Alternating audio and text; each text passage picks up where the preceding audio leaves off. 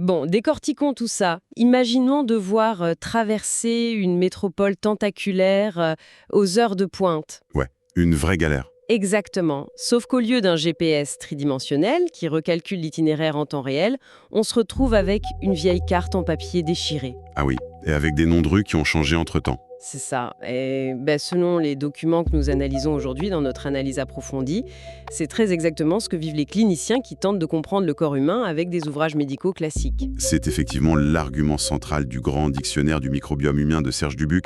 Notre mission aujourd'hui, c'est vraiment de comprendre cette nouvelle évolution de l'édition médicale. Ce fameux moteur technologique Holodexia, c'est bien ça? Tout à fait. C'est une vraie prédistillation du savoir.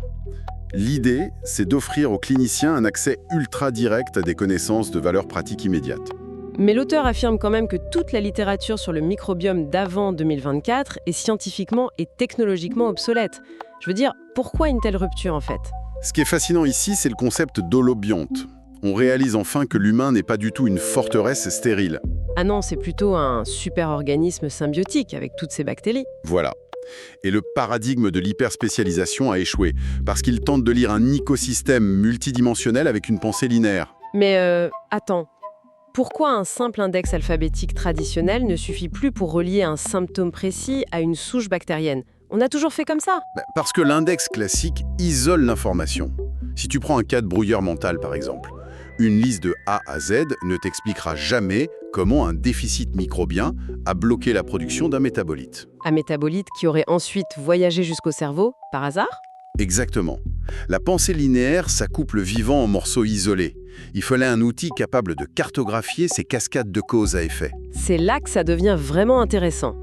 Puisque l'index classique échoue, cette ingénierie éditoriale résout le casse-tête avec ce qu'ils appellent une matrice holographique. Ouais, une architecture qui contient carrément 20 index spécialisés. C'est fou ça.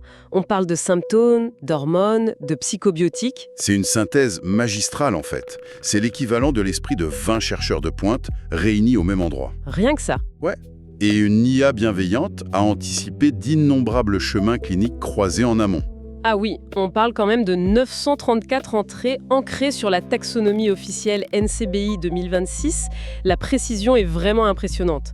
Et visuellement, c'est comme un hologramme en fait. C'est tout à fait l'idée. Si le clinicien tire le fil d'une simple vitamine, bam, ça illumine instantanément l'ensemble du réseau vivant interconnecté. C'est exactement ça. Ça filtre le bruit pour ne garder que le chemin clinique pertinent. D'accord, mais si nos bactéries dictent tant d'aspects, via cette matrice de notre humeur à notre immunité, l'humain n'est-il qu'un simple passager de sa chimie gastrique? Alors ça, si on relie ça à une vision plus globale, c'est vraiment le cœur du manifeste de Dubuc. La conscience humaine demeure le chef d'orchestre absolu. Ouf, ça me rassure un peu. On n'est pas juste des machines biologiques dirigées par notre intestin. Non, pas du tout. Nous ne sommes pas les esclaves du déterminisme biologique, mais bien ses architectes. L'intention et le mode de vie modulent tout ça. Alors, qu'est-ce que tout cela signifie au final? Parce qu'on est face à une vraie solution anti-obsolescence? Absolument. C'est pensé comme un véritable livre vivant. Donc les mises à jour numériques garantissent une évolution constante avec la science? On sort du livre papier figé? Tout à fait. Ça démontre qu'il est désormais possible de se libérer du fardeau de la collecte de données fragmentées, tu vois. Pour se concentrer sur l'essentiel, j'imagine. Exactement. Passer d'une médecine d'organes isolés à une médecine véritablement intégrative. Ce qui laisse une sacrée question en suspens, sachant que ces 20 index actuels annoncent la création de 20 futurs dictionnaires interconnectés.